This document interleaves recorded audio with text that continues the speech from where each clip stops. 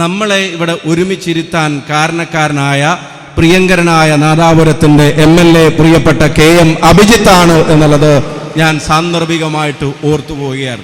അതിന് കൃത്യമായ കാരണമുണ്ട്.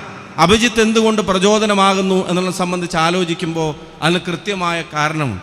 എനിക്കും നിങ്ങൾക്കും വ്യക്തമായിട്ട് അറിയാത്ത ഒരു ചരിത്രം, എനിക്കും നിങ്ങൾക്കും ചിലർക്കെങ്കിലും കുറച്ചെങ്കിലും അറിയാവുന്ന ഒരു ചരിത്രം. ഒരു സാധാരണ വീട്ടിൽ വളരെ സാധാരണപ്പെട്ട ഒരു സാഹചര്യത്തിൽ ജനിച്ചു വളർന്നൊരു കുട്ടി, ജനിച്ചു വളർന്നൊരു കുട്ടി സർക്കാർ സ്കൂളിൽ പഠിച്ച് വിദ്യാഭ്യാസവുമായി മുന്നോട്ട് പോയി.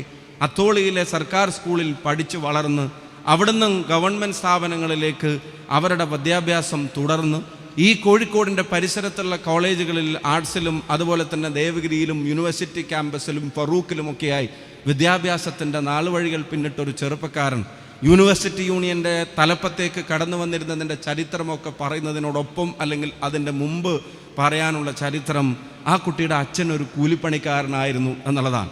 നിത്യവൃത്തിക്ക് കൂലിപ്പണിക്ക് പോയിരുന്ന ഒരാളുടെ മകൻ, ചെങ്കല്ല് വെട്ടുന്ന ഒരാളുടെ മകൻ, അങ്ങനെ വെട്ടി ജീവിച്ചിരുന്ന ഒരാളുടെ മകൻ, ഞാൻ സന്തോഷത്തോടെ അഭിമാനത്തോടെ പറയുന്നു, പഠനത്തിന് പണം കണ്ടെത്താൻ ആ കൽപ്പണിക്ക് പോയിട്ടുള്ള ഒരാൾ, പഠനത്തിന് പണം കണ്ടെത്താൻ ഈ ചെങ്കല്ലിൻ്റെ പണിക്ക് പോയിട്ടുള്ള ഒരാൾ, പഠനത്തിന് പണം കണ്ടെത്താൻ പെയിന്റിംഗ് പണിക്ക് പോയിട്ടുള്ള ഒരാൾ, അതിലൂടെ വളർന്നു വന്ന് ഇന്ന് നാദാപുരത്തിന്റെ MLA ആയി നിങ്ങളുടെ മുമ്പിൽ അഭിമാനത്തോടെ വന്നിരിക്കുന്നുണ്ടെങ്കിൽ ഒരു കാര്യം നിങ്ങൾക്ക് ഉറപ്പിച്ചു പറയാം, നിങ്ങളുടെ ബാക്ക്ഗ്രൗണ്ട്സ് അല്ല നിങ്ങളുടെ സക്സസിനെ ഡിറ്റർമൈൻ ചെയ്യുന്നത്.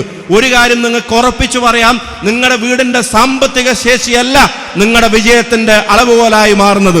ഒരു കാര്യം നിങ്ങൾക്ക് ഉറപ്പിച്ചു പറയാം, നിങ്ങളുടെ വീട്ടിലെ സൗകര്യങ്ങളല്ല നിങ്ങൾ മുന്നോട്ട് നയിക്കുന്ന പാതയുടെ നിങ്ങൾക്ക് കരുത്തായി മാറുന്നത്. ഡിറ്റർമിനേഷൻ ഉണ്ടെങ്കിൽ, കമ്മിറ്റ്മെന്റ് ഉണ്ടെങ്കിൽ, പാഷനേറ്റായി ഇഷ്ടപ്പെട്ട കാര്യങ്ങളെ ഫോളോ ചെയ്യാനുള്ള മനസ്സുണ്ടെങ്കിൽ ഈ വേദിയിലിരിക്കുന്ന ഒരാളുടെയും പേരല്ല, ഉറപ്പിച്ച് ഞാൻ പറയുന്നു, നാദാപുരം നാളെ അറിയപ്പെടാൻ പോകുന്നത് നിങ്ങളുടെ ഓരോരുത്തരുടെയും പേരിലായിരിക്കുമെന്ന കാര്യത്തിന് ഒരു സംശയവും വേണ്ട.